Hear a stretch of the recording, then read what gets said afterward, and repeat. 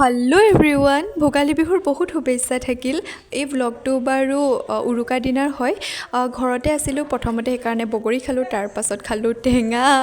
তাৰপাছত সন্ধিয়া সময়ত মামীয়ে এইফালে বনাই আছিলে, পিঠা বনাই আছিলে। তাৰপাছত আমি লাইট লগাবলৈ গ'লোঁ। খানাৰ কোনো আয়োজন নাছিলে, এনেই আৰু অলপ লাইট চাইট লগালে মমাটিয়ে। এইফালে অলপ টাইম জুই ফুৱালোঁ। তাৰপাছত মামীক অকণমান এইবোৰত হেল্প কৰি দিলোঁ। নিমকি বনাই আছিলে।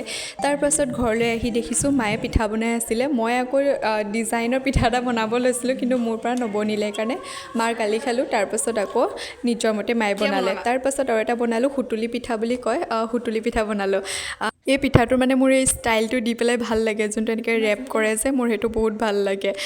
তাৰপাছত পিঠা বনোৱা হৈ গ'ল। পিঠা বনোৱা হোৱাৰ পাছত মামীহঁতে মাতি আছে খানা খাবলৈ। আমাৰ মানে আজি নিৰামিষ হয়, সেইকাৰণে আৰু আমাৰ একো নাছিলে। মামীহঁতে গাহৰি খালে, আমাৰ আৰু সুদা প্লেট এনেকৈ খালোঁ। আজিলৈ ইমানেই আছিলে, বাই।